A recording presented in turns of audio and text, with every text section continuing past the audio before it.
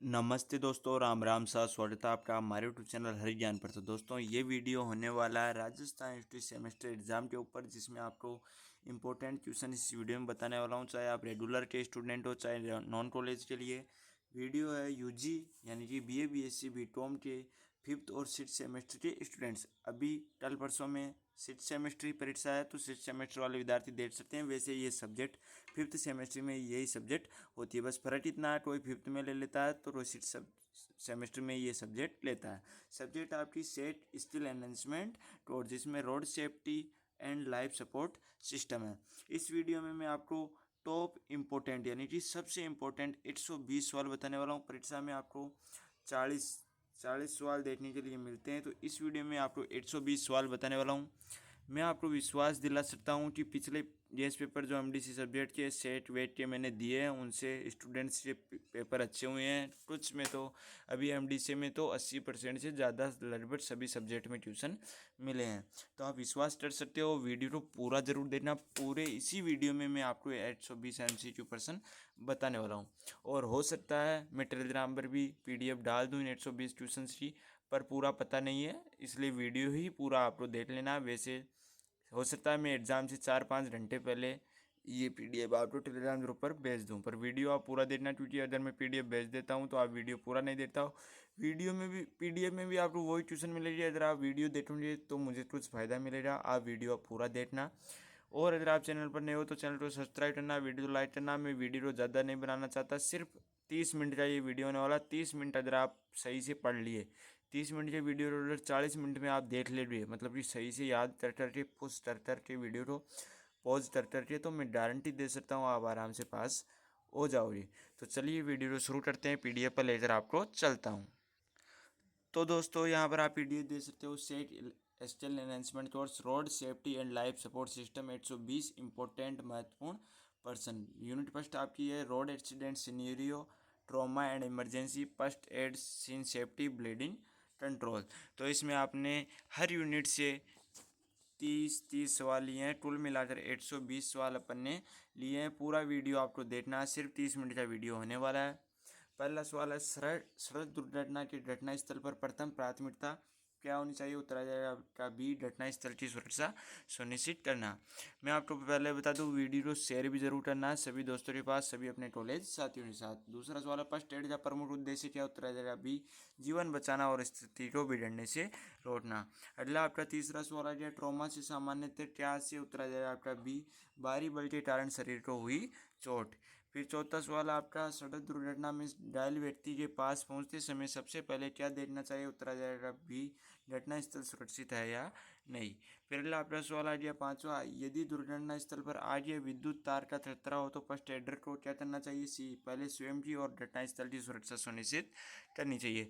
मैं आपको बता दूं, ये आपकी road safety and life support system है, ये सिलेबस ऐसा है, मतलब कि जो हम शुरू से पढ़ते हैं, जैसे signal system, life support, road accident वगैरह सवाल इसमें पूछे जाते हैं। इमरजेंसी की स्थिति में घायल व्यक्ति की प्राथमिक जांच का मुख्य उद्देश्य क्या? उत्तर आ जाएगा बी, जीवन के लिए तत्काल खतरे की पहचान करना। फिर अगला आपका सातवां सवाल आ गया, गंभीर रक्तस्राव की स्थिति में प्राथमिक उपचार की सबसे महत्वपूर्ण विधि क्या? उत्तर आ जाएगा बेटा बी, सीधे दबाव, डायरेक्ट प्रेशर देना। दोस्तों मैं आपको बता दूं, इससे पहले ही आपके फिफ्थ और सिक्स सेमेस्टर के लिए 8 और सब्जेक्ट का वीडियो बनाता रहा हूँ, 30 मिनट बोलता रहा हूँ। तो अगर बोलने में कोई शब्द उल्टा या सही बोला नहीं जाता है तो आप उसको इग्नोर करना। आठवां सवाल आ गया, बाहरी रक्तस्राव को नियंत्रित करने के लिए सीधे दबाव का उद्देश्य क्या? उत्तर आ जाएगा ए, रक्त प्रवाह को कम करना। फिर नौवां आपका सवाल आ गया, यदि पट्टी रक्त से भी बीट जाए तो सामान्यतः क्या करना चाहिए? उत्तर आ जाएगा बी, उसके ऊपर अतिरिक्त पट्टी ड्रेसिंग लगाकर दबाव जारी रखना। फिर 10वां सवाल आ गया आपका, गंभीर रक्तस्राव में व्यक्ति के लिए सबसे बड़ा तत्काल खतरा क्या हो सकता है? उत्तर आ जाएगा बी, रक्त की अत्यधिक हानि और शॉट। फिर अगला 11वां सवाल आ गया, शॉट की स्थिति में निम्न में से कौन सा संकेत हो सकता है? उत्तर आ जाएगा ए, पीली ठंडी त्वचा और कमजोरी। फिर आ गया 12वां सवाल, दुर्घटना में घायल व्यक्ति को अनावश्यक रूप से हिलाने से क्या खतरा हो सकता है? उत्तर आ जाएगा ए, रीढ़ या अन्य चोट बढ़ सकती है। फिर अगला आ गया आपका 13वां सवाल, यदि सड़क दुर्घटना में गर्दन रीढ़ की चोट की आशंका हो तो क्या करना चाहिए? अनावश्यक मूवमेंट से बचना चाहिए, मतलब कि जो दुर्घटनाग्रस्त आदमी है उसको हिलाना नहीं चाहिए, जो मूवमेंट टर्ने हैं इंपॉर्टेंट है, मतलब कि जैसे एम्बुलेंस में रखना, ये तो टर्ना है पर अनावश्यक मूवमेंट नहीं करना है। 1416 फर्स्ट एड में डू नॉट हार्म का सिद्धांत किस बात पर जोर देता है? उत्तर आ जाएगा बी, ऐसी कार्रवाई से बचना जिससे घायल की स्थिति और खराब हो। फिर अगला आपका 15वां सवाल आ जाए, दुर्घटना के बाद बेहोश लेकिन सांस ले रहे व्यक्ति के मामले में प्राथमिक चिंता क्या होगी? उत्तर आ जाएगा ए, वायु मार्ग व श्वास की निगरानी। फिर आ गया आपका 16वां सवाल, सीन सेफ्टी में निम्न में से कौन सा शामिल है? उत्तर आ जाएगा डी, उपयुक्त सभी। यातायात से सुरक्षा, आग ईंधन के खतरे की जांच, विद्युत खतरे की पहचान। दोस्तों मैं आपको बता दूं, यूट्यूब तो आप देख ही रहे हो हरियाणा के नाम से, टेलीग्राम भी अपना हरियाणा से है, और आपका इंस्टाग्राम भी आपको हरियाणा के नाम से ही मिलेगा। फिर अगला सवाल आपका 17वां, दुर्घटना स्थल पर फर्स्ट एडर की सुरक्षा, अपनी सुरक्षा क्यों महत्वपूर्ण? उत्तर आ जाएगा ए, वह स्वयं घायल हो सकता है और सहायता की आवश्यकता पड़ सकती है। तो दोस्तों अभी तक तो 17 सवाल ही है, पूरे 120 सवाल अपन पूरे कराने वाले हैं, तो वीडियो को पूरा ज़रूर आपको देखना है ताकि हमारी भी सहायता हो सके और आप भी आसानी से पढ़ सको। 18वां सवाल आ गया, रक्तस्राव के संदर्भ में डायरेक्ट प्रेशर का सही है? उत्तर आ जाएगा ए, घाव पर नियंत्रण एवं निरंतर दबाव देना। 19वां सवाल आ गया, धमनी एयरटायर रक्तस्राव सामान्यतः किस कारण अधिक गंभीर हो सकता है? उत्तर आ जाएगा ए, रक्त अपेक्षाकृत उच्च दबाव से बह सकता है। 20वां प्रश्न आ गया, गंभीर रक्तस्राव को लंबे समय तक अनियंत्रित रहने देने से कौन सी स्थिति हो सकती है? उत्तर आ जाएगा ए, वोलेमिक शॉट। फिर 21वां सवाल आ गया, यदि घटनास्थल पर कई घायल हो तो फर्स्ट एड में प्राथमिकता किस आधार पर तय की जाती है? उत्तर आ जाएगा बी, जीवन के लिए सबसे गंभीर लेकिन उपचार योग्य स्थिति, यानी कि जो लास्ट स्टेज मतलब कि उसको महत्वपूर्ण सबसे पहले फर्स्ट एड देना। फिर वह 22वां सवाल आ गया, सड़क दुर्घटना में सिर की चोट के संदर्भ में कौन सा लक्षण गंभीर हो सकता है? उत्तर आ जाएगा ए, चेतना में परिवर्तन, मतलब कि सिर में जो चोट लगती है उससे चेतना यानी कि दिमाग में मेंटल हेल्थ में आपकी चेतना की हानि हो सकती है। 23वां सवाल है, ट्रॉमा में प्राइमरी सर्वे का उद्देश्य मुख्यतः क्या? उत्तर आ जाएगा ए, जीवन के लिए तत्काल खतरे पहचानना। मैं पूरे 4 ऑप्शन नहीं पढ़ता हूँ क्योंकि अगर पूरे 4 ऑप्शन पढ़ूंगा तो उसमें टाइम ज़्यादा लगेगा, वीडियो 1 घंटे तक चला जाएगा।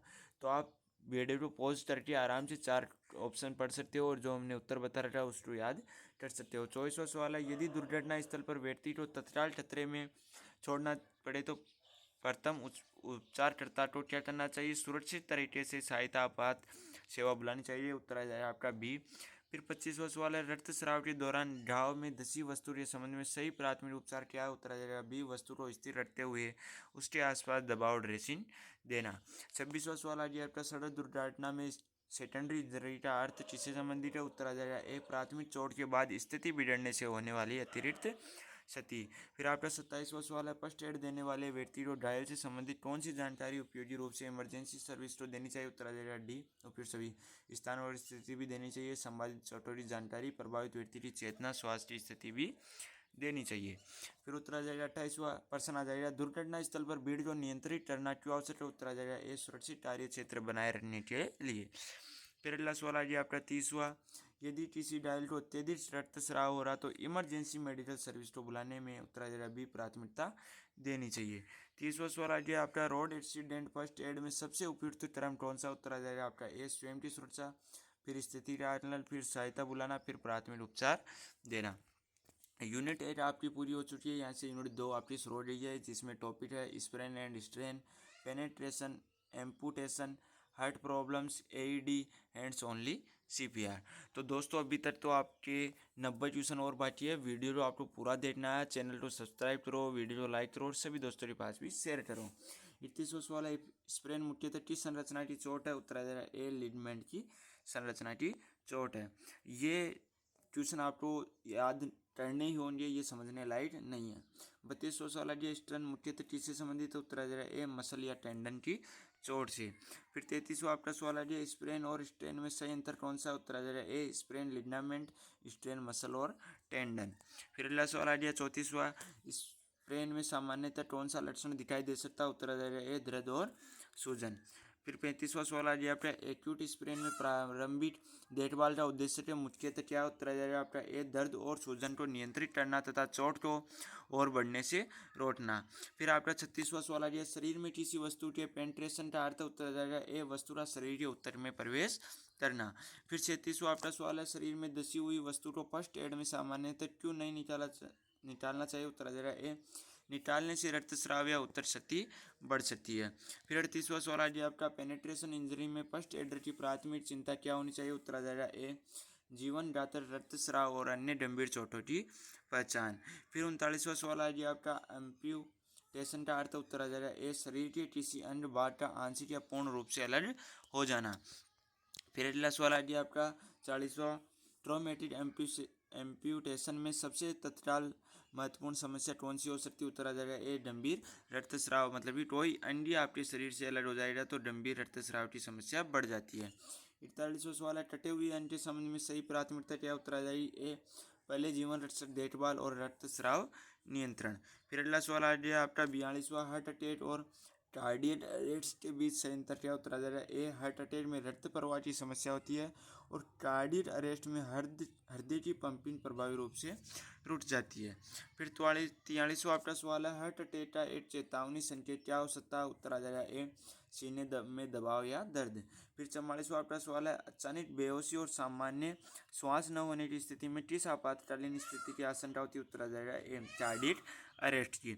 ऐसे सवाल आपको परीक्षा में देखने के लिए मिल सकते हैं, इसलिए इन ट्यूशन्स को पूरे वीडियो को देखना है, ट्यूशन्स को समझना और याद करना है। ये ट्यूशन आपको 99% चांस से वीडियो में पेपर में आपको देने के लिए मिल सकता है। AED का पूरा नाम क्या? उत्तर आ जाएगा ए, ऑटोमेटेड एक्सटर्नल डिफिब्रिलेटर। फिर आपका 46वां सवाल है, AED का प्रमुख उद्देश्य क्या है? उत्तर आ जाएगा ए, कुछ प्रकार की सोटेबल कार्डियक रिदम्स में इलेक्ट्रिकल शॉक देना। फिर 47वां सवाल है, AED का प्रयोग कब किया जाना चाहिए? उत्तर आ जाएगा ए, जब व्यक्ति कार्डियक अरेस्ट में हो और AED उपलब्ध हो। 48वां सवाल है, AED में बारे में सही कथन कौन सा? उत्तर आ जाएगा ए, यह स्वयं रिदम का विश्लेषण करके शॉट की आवश्यकता होने पर निर्देश देता है। फिर लाभ आपका 49वां सवाल, AED द्वारा रिदम एनालाइज के दौरान फर्स्ट एडर को क्या करना चाहिए? उत्तर आ जाएगा आपका ए, व्यक्ति को छूने से बचना चाहिए। फिर अगला आ गया आपका 50वां सवाल, हैंड्स ओनली CPR मुख्यतः किस स्थिति में उपयोगी है? उत्तर आ जाएगा ए, अचानक कार्डियक अरेस्ट वाले व्यक्ति में जब व्यक्ति सामान्य रूप से सांस नहीं ले रहा हो। अब फिर अगला सवाल आ गया आपका 51वां, हैंड्स ओनली CPR का प्रमुख घटक क्या? उत्तर आ जाएगा ए, चेस्ट कंप्रेशंस। मतलब कि जो CPR देते हैं उसमें क्या करता है? छाती को बार बार झटके देकर दबाया जाता है। फिर 52वां सवाल आ गया आपका, कार्डियक अरेस्ट में CPR शुरू करने में देरी क्यों खतरनाक है? उत्तर आ जाएगा मस्तिष्क और अन्य अंगों को पर्याप्त रक्त ऑक्सीजन नहीं मिलती। मतलब कि अगर CPR में अपन देरी करते हैं तो उससे क्या फर्क पड़ता है? मस्तिष्क और अन्य अंगों में पर्याप्त ऑक्सीजन नहीं मिल पाती है। 53वां सवाल है, CPR के दौरान चेस्ट कंप्रेशंस का मूल उद्देश्य क्या? उत्तर आ जाएगा ए, रक्त परिसंचरण को कृत्रिम रूप से बनाए रखने में सहायता करना। फिर अगला सवाल आ गया आपका 54वां, यदि व्यक्ति बेहोश है लेकिन सामान्य रूप से सांस ले रहा तो वह स्थिति कार्डियक अरेस्ट से क्या है? अलग हो सकती है और स्वास्थ्य की निगरानी आवश्यक है। फिर अगला सवाल आ गया आपका 55वां, हार्ट अटैक से संदिग्ध व्यक्ति को अकेला छोड़कर वाहन चलाने भेजना उचित नहीं है। फिर अगला सवाल है अपना 56वां, AED पैड्स लगाने से पहले क्या सुनिश्चित करना महत्वपूर्ण है? उत्तर आ जाएगा ए, छाती तक उचित पहुंच और आवश्यकता अनुसार उसे छूटा रखना। फिर अगला 57वां सवाल है, यदि AED उपलब्ध हो और कार्डियक अरेस्ट की स्थिति हो तो सबसे उपयुक्त तरीका क्या? उत्तर आ जाएगा ए, CPR जारी रखते हुए AED को जल्द से जल्द उपयोग करना। फिर अगला 58वां सवाल आ गया आपका, कार्डियक अरेस्ट में CPR और AED का संबंध क्या? उत्तर आ जाएगा ए, CPR रक्त प्रवाह बनाए रखने में मदद करता है और AED सोटेबल रिदम में डिफिब्रिलेशन कर सकता है। फिर अगला सवाल आ गया आपका 59वां, यदि चेस्ट कंप्रेशंस करते समय व्यक्ति प्रतिक्रिया करने लगे और सामान्य रूप से सांस लेने लगे तो उत्तर आ जाएगा ए, उसकी स्थिति की निगरानी करते हुए आपात चिकित्सा सहायता की प्रतीक्षा करनी चाहिए। फिर 60वां आपका सवाल आ गया, निम्न में से कौन सा CPR की आवश्यकता की और सबसे अधिक संकेत करता है? उत्तर आ जाएगा ए, बेहोशी प्लस सामान्य श्वास का अभाव, सामान्य असामान्य गैस्पिंग। फिर अगला सवाल, आपके यूनिट 2 पूरी हो चुकी है, अब यूनिट 3 से सवाल आ गए हैं। 60 क्वेश्चन पूरे हो गए, 60 सवाल और बाकी है। इसके टॉपिक है, मतलब ये हेडिंग लाइन है, चोटिन, animal bites, burns, electric shock, drowning, stroke and seizure. तो इसका पहला सवाल आ गया, चोटिन का अर्थ क्या? उत्तर आ जाएगा ए, वायु मार्ग में रुकावट के कारण सांस लेने में बाधा। चोटिन यानी कि किसी चीज़ में बाधा उत्पन्न होना, मतलब कि वो चीज़ चोट हो जाना। अगला सवाल है 62वां, गंभीर चोटिन में व्यक्ति सामान्यतः क्या हो सकता है? बोलने, ठासने, सांस लेने में असमर्थ हो सकता है। फिर अगला आपका 63वां सवाल आ गया, यदि चोटिल वाला व्यक्ति प्रभावी रूप से ठास पा रहा है तो सामान्यतः क्या होगा, उसे ठासने के लिए प्रोत्साहित किया जाता है और निगरानी रखी जाती है।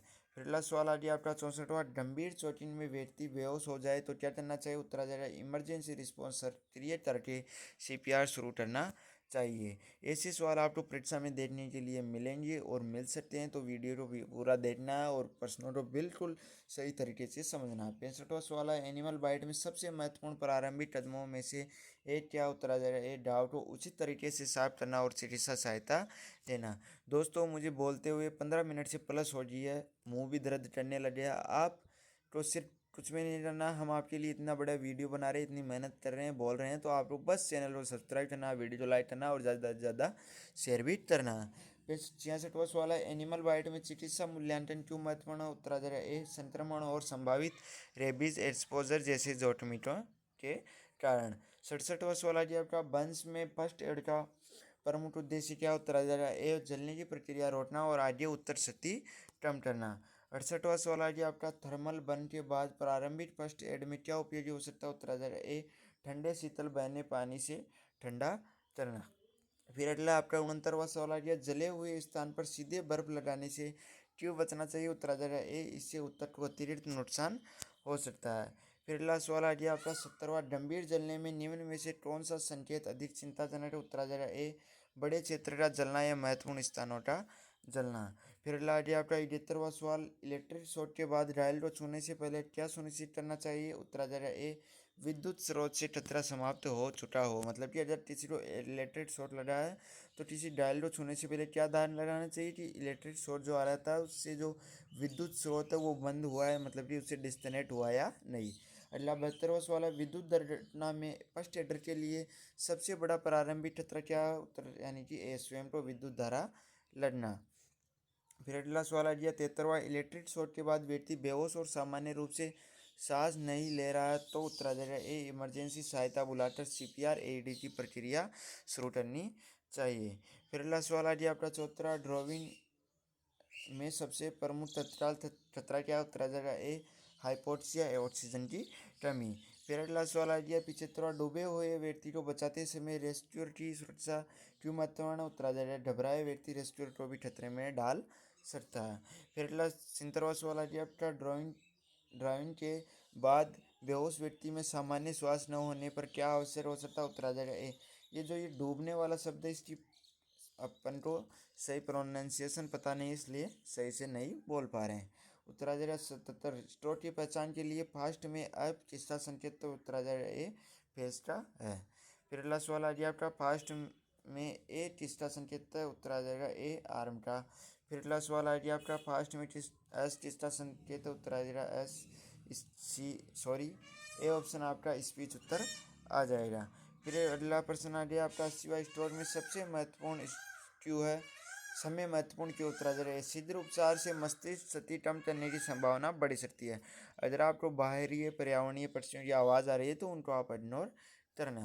फिर 81वां सवाल आ गया, स्ट्रोक का संभावित संकेत कौन सा? उत्तर आ जाएगा ए, अचानक चेहरे का एक तरफ झुकना। फिर 82वां सवाल आ गया, स्ट्रोक के संदिग्ध व्यक्ति को खाना पानी देने में सावधानी क्यों आवश्यक है? उत्तर आ जाएगा ए, निगलने में कठिनाई होने पर एस्पिरेशन का खतरा हो सकता है। फिर अगला सवाल आ गया आपका 83वां, सीजर के दौरान फर्स्ट एडर की प्राथमिक चिंता क्या होनी चाहिए? उत्तर आ जाएगा ए, व्यक्ति को चोट से सुरक्षित रखना। फिर 84वां सवाल आ गया, सीजर के दौरान व्यक्ति के मुंह में चम्मच उंगली डालना नहीं करना चाहिए। फिर अगला सवाल आ गया आपका 85वां, सीजर के दौरान व्यक्ति को बलपूर्वक रोकने का क्या नुकसान हो सकता है? उत्तर आ जाएगा ए, चोट बढ़ सकती है। फिर अगला आपका 86वां सवाल आ गया, सीजर समाप्त होने के बाद व्यक्ति की किस बात पर ध्यान देना चाहिए? उत्तर आ जाएगा ए, श्वास और चेतना पर ध्यान देना चाहिए। 87वां आ गया आपका, जलने की स्थिति में फफोलों के संबंध में सही फर्स्ट एड क्या? उत्तर आ जाएगा ए, उन्हें जानबूझकर नहीं फोड़ना चाहिए। मतलब कि जो आपको जलने पर आपकी जो फफोले हो जाती हैं, ठाल आपकी फूल जाती है, उनको फोड़ना नहीं चाहिए। 88वां सवाल आ गया आपका, केमिकल बर्न के मामले में प्रथम उपचार सामान्य थर्मल बर्न से अलग क्यों हो सकता है? उत्तर आ जाएगा ए, रसायन को हटाना धोना महत्वपूर्ण हो सकता है और विशेष सावधानी आवश्यक है। फिर अगला सवाल आ गया आपका 89वां, स्ट्रोक और सीजर में प्रमुख अंतर क्या है? उत्तर आ जाएगा ए, दोनों अलग न्यूरोलॉजिकल इमरजेंसी है और इनके संकेत प्रबंधन अलग हो सकते हैं। फिर आपका 90वां सवाल आ गया, निम्न में से कौन सी स्थिति तत्काल इमरजेंसी मेडिकल रिस्पॉन्स की मांग करती है? उत्तर आ जाएगा ए, स्ट्रोक के अचानक संकेत। फिर आपके 3 यूनिट आपकी पूरी हो चुकी है, यहाँ से यूनिट 4 शुरू हो रही है। तो दोस्तों यहाँ तक अगर आप वीडियो देखते रह रहे हो तो मुझे यहाँ तक बोलने में बहुत मेहनत लगी है। वीडियो जो कंटेंट बनाए तो सवाल ढूंढने में, वीडियो बनाने में बहुत मेहनत लगी है। तो आप चैनल को प्लीज़ सब्सक्राइब करना, वीडियो को लाइक करना, कोई भी सवाल है तो कमेंट कर सकते हो और इंस्टाग्राम पेज को भी फॉलो कर लो, टेलीग्राम ग्रुप भी ज्वाइन कर लो, लिंक डिस्क्रिप्शन में।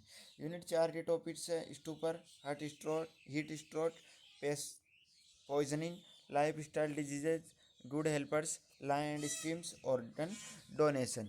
तो यहाँ पर फर्स्ट क्वेश्चन शुरू हो गया। स्टूपर की स्थिति में व्यक्ति सामान्यतः क्या हो सकता है? अत्यधिक कम रिस्पॉन्सिवनेस दिखा सकता है और केवल तीव्र उत्तेजना पर प्रतिक्रिया कर सकता है। फिर आपका 92वां सवाल आ गया, स्टूपर को सामान्य नींद से अलग करने वाला प्रमुख बिंदु क्या? उत्तर आ जाएगा ए, व्यक्ति को जगाना, प्रतिक्रिया कराना कठिन हो सकता है। फिर अपना 93वां सवाल आ गया, हीट स्ट्रोक किस प्रकार की स्थिति? उत्तर आ जाएगा ए, गंभीर ताप आपात स्थिति। फिर अगला सवाल आ गया आपका 94वां, हीट स्ट्रोक का सबसे चिंताजनक संकेत क्या हो सकता है? उत्तर आ जाएगा ए, अल्टर्ड मेंटल स्टेटस, चेतना में बदलाव। फिर अगला सवाल आ गया आपका 95वां, हीट स्ट्रोक में प्राथमिक उद्देश्य क्या होना चाहिए? उत्तर आ जाएगा ए, शरीर को शीघ्र ठंडा करना और इमरजेंसी मेडिकल हेल्प लेना। फिर आपका 96वां सवाल आ गया, हीट एग्जॉशन और हीट स्ट्रोक में अधिक गंभीर स्थिति कौन सी? उत्तर आ जाएगा ए, हीट स्ट्रोक स्थिति ज़्यादा गंभीर है। फिर अगला सवाल आ गया 97वां, पॉइजनिंग का अर्थ है? उत्तर आ जाएगा ए, किसी विषैले पदार्थ के शरीर में प्रवेश से हानिकारक प्रभाव होना है, पॉइजनिंग यानी कि विषाक्तता। 98वां सवाल आ गया, पॉइजनिंग से के संदिग्ध मामले में फर्स्ट एडर को क्या करना चाहिए? उत्तर आ जाएगा ए, सुरक्षित रहते हुए इमरजेंसी पॉइजन विशेषज्ञ सहायता लेना चाहिए। 99वां सवाल आ गया, पॉइजनिंग में उल्टी करवाना? उत्तर आ जाएगा ए, हर परिस्थिति में सुरक्षित नहीं है। फिर अगला सवाल आ गया 100वां, पॉइजनिंग के मामले में पदार्थ का कंटेनर लेबल उपलब्ध हो तो उसका महत्व क्या? उत्तर आ जाएगा ए, चिकित्सकीय टीम को पदार्थ पहचानने में मदद मिल सकती है। फिर अगला सवाल आ गया आपका 108वां, लाइफ स्टाइल डिजीज का सबसे महत्वपूर्ण उदाहरण कौन सा? उत्तर आ जाएगा ए, टाइप 2 डायबिटीज। फिर अगला सवाल आ गया आपका 102वां, निम्न में से कौन सा लाइफ स्टाइल डिजीज के जोखिम को बढ़ा सकता है? उत्तर आ जाएगा ए, शारीरिक निष्क्रियता। फिर अगला सवाल आ गया आपका 103वां, कार्डियोवास्कुलर डिजीज के जोखिम को कम करने में कौन सा व्यवहार सहायक हो सकता है? उत्तर आ जाएगा ए, नियमित शारीरिक गतिविधि। क्या तंबाकू सेवन हो सकता है? नहीं। अत्यधिक निष्क्रियता नहीं। असंतुलित, जो सकारात्मक पर चीज़ है वही सहायक हो सकती है। फिर अगला 104वां सवाल आ गया, लाइफ स्टाइल डिजीज की रोकथाम में प्राथमिक स्तर पर कौन सा उपाय अधिक उपयुक्त? उत्तर आ जाएगा ए, स्वस्थ आहार और नियमित शारीरिक गतिविधि। फिर 105वां सवाल है, गुड हेल्पर की सबसे महत्वपूर्ण विशेषता में से एक क्या? उत्तर आ जाएगा ए, शांत रहना और स्थिति का व्यवस्थित आकलन करना। फिर 106वां आपका सवाल आ गया, गुड हेल्पर को फर्स्ट एड देते समय अपनी क्षमता के बारे में क्या रखना चाहिए? अपनी सीमाओं को पहचानना चाहिए।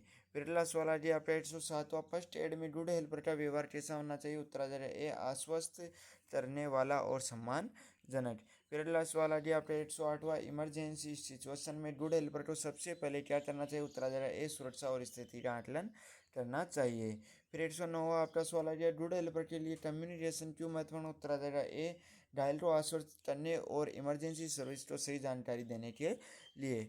अब आपका 110वां सवाल आ गया है, 11 क्वेश्चन अब आपके और बचे हैं। अगर आप यहाँ तक वीडियो में पहुँच रहे हो तो प्लीज़ चैनल को सब्सक्राइब करना, वीडियो को लाइक करना, सभी दोस्तों के पास वीडियो भी शेयर करना। 110वां सवाल आ गया, कानून और योजनाओं के संदर्भ में रोड सेफ्टी का प्रमुख उद्देश्य है? उत्तर आ जाएगा ए, सड़क दुर्घटना और उनसे होने वाली क्षति को कम करना। फिर 111वां आपका सवाल आ गया, रोड सेफ्टी लॉज का पालन करने का प्रमुख लाभ क्या? उत्तर आ जाएगा ए, दुर्घटना जोखिम और चोटों को कम करने में सहायता करना। फिर 112वां सवाल आ गया, यातायात सुरक्षा में हेलमेट का प्रमुख उद्देश्य क्या? उत्तर आ जाएगा ए, सिर की गंभीर चोट के जोखिम को कम करना। फिर 113वां सवाल है, सीट बेल्ट का प्राथमिक सुरक्षा लाभ क्या? उत्तर आ जाएगा ए, टक्कर में व्यक्ति के गंभीर रूप से आगे फेंके जाने जोखिम को कम करना। फिर 114 आपका सवाल आ गया, ऑर्गन डोनेशन का अर्थ क्या? उत्तर आ जाएगा ए, मृत्यु या निर्धारित चिकित्सकीय परिस्थितियों में अंग उत्तरदान की सहमति या प्रक्रिया। फिर 115 आपका सवाल आ गया, ऑर्गन डोनेशन का प्रमुख सामाजिक महत्व क्या? उत्तर आ जाएगा ए, जरूरतमंद मरीजों के जीवन को बचाने या जीवन की गुणवत्ता सुधारने की संभावना। फिर 116वां आपका सवाल आ गया, ऑर्गन डोनेशन में इन्फॉर्म्ड कंसेंट का महत्व क्या? उत्तर आ जाएगा ए, दान संबंधी निर्णय को स्पष्ट और स्वैच्छिक बनाने के लिए। फिर 117वां सवाल आ गया आपका, हीट स्ट्रोक और सामान्य गर्मी लगने के बीच सबसे महत्वपूर्ण अंतर किससे संबंधित है? उत्तर आ जाएगा ए, हीट स्ट्रोक में केंद्रीय तंत्रिका तंत्र की कार्य प्रणाली प्रभावित हो सकती है। फिर अगला सवाल है आपका 118वां, पॉइजनिंग में do not induce vomiting unless specifically advised जैसे निर्देश का मूल कारण क्या? उत्तर आ जाएगा ए, कुछ विषयों में उल्टी कराने से अतिरिक्त नुकसान हो सकता है। फिर अगला सवाल आ गया आपका 119वां, निम्न में से कौन सा एक प्रभावी रोड सेफ्टी एवं लाइफ सपोर्ट अप्रोच को सबसे अच्छी तरह दर्शाता है? उत्तर आ जाएगा A, prevention plus scene safety plus early first aid plus emergency response. तो दोस्तों 120वां सवाल भी अभी आपको बता दूंगा। मैं 25 मिनट से ज़्यादा आपको बोल रहा हूँ, वीडियो बना रहा हूँ, बहुत मेहनत लगी है, तो प्लीज़ चैनल को सब्सक्राइब करना, वीडियो को लाइक करना और वीडियो को ज़्यादा से ज़्यादा शेयर करना। और अगर आपको कोई भी सवाल पूछना है तो कमेंट कर सकते हो। इंस्टाग्राम पेज की लिंक डिस्क्रिप्शन में, टेलीग्राम ग्रुप की लिंक डिस्क्रिप्शन में, वहाँ पर भी आप ज्वाइन करके फॉलो करके कोई भी सवाल पूछ सकते हो। 120वां सवाल आ गया, road safety and life support system के पूरे पाठ्यक्रम का केंद्रीय उद्देश्य किस विकल्प से बेहतर व्यक्त करता? उत्तर आ जाएगा ए, दुर्घटना आपात स्थिति को पहचानना, सुरक्षित रूप से सहायता देना और बचाने में सहायता करना। तो इस तरीके से दोस्तों मैंने 120 पूरे सवाल आपके कंप्लीट करा दिए हैं चारों यूनिट से। अगर वीडियो अच्छा लगा हो तो लाइक करना, चैनल को सब्सक्राइब करना। धन्यवाद। जय हिंद, जय भारत।